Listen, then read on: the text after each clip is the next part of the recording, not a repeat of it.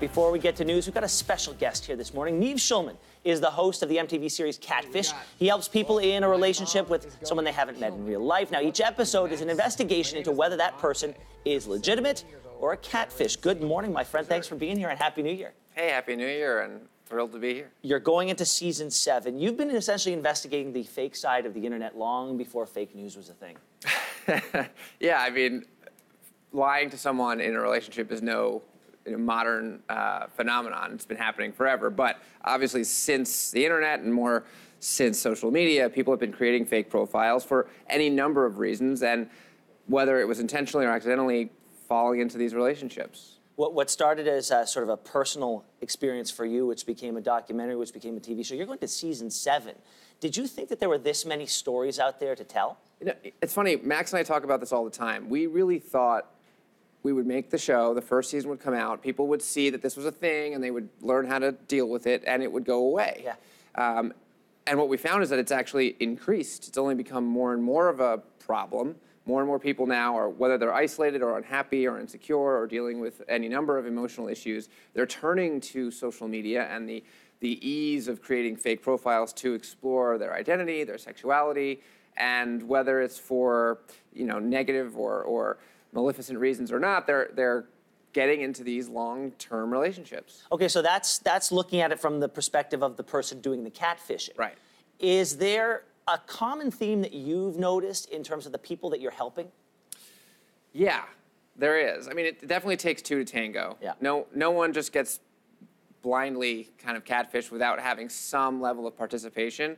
And I think, you know, it's similar to playing the lottery, right? I mean, everybody knows your chances are really, really, really low of winning. Yeah. But you go back every week because maybe there's a chance that you're going to get lucky and that perfect too good to be true thing is going to happen to you, or that hot guy with rippling abs, you know, with a big house and who's going to fly you around, and it's going to be real, and your life is going to change.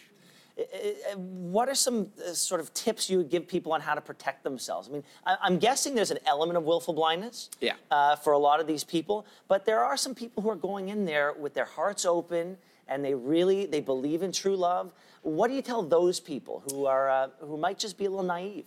Well, I completely support true love, and I think it exists, and you should look for it. You should go after it. I do think there are better places to find it. So if you're randomly approached by someone on the internet, whether it's through Facebook or some other not official dating site, always be a little wary if it's not someone that you know or who's connected to your friends sort of directly. A lot of the stories we see on the show come from people who are just sort of randomly like, oh, I got a friend request from this guy, and he seemed nice, and so we just became friends, and then that sort of develops into more. Go on the real dating sites, fill out the profiles. I even, you know, as much as I hate to say it, suggest the sort of pay services, because I think that weeds out a lot of people who are not really seriously looking for relationships. And look, bottom line, if you're talking to someone and you're trying to hopefully meet them for a date, if they're not available to meet up for a date within the first few weeks, like, just walk away. Cut bait. You gotta just cut your losses, You know, 7 seasons in, I'm guessing online dating has changed over those 7 years?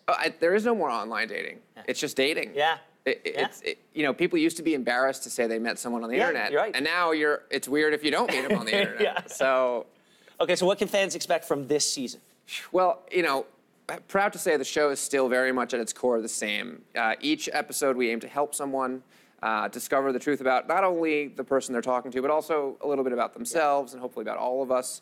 The best part about season 7, I think, is that both Max and I, obviously our lives have changed over the last 6 years. I'm now married with a child, and our wives are going to be more involved. A much needed and lacking female perspective, because Max and I, you know, we do our best to be helpful, but we can't always come up with the right answers or suggestions when it comes to these very complicated scenarios. So that's a lot of fun. And you know, who knows? Hopefully we'll do another Canada episode. Yeah, Nev, congratulations on season 7. Here's hoping to many, many more after this. All the best. Happy New Year to you and yours. Thanks. Thanks. And season 7 of Catfish premieres Wednesday on MTV.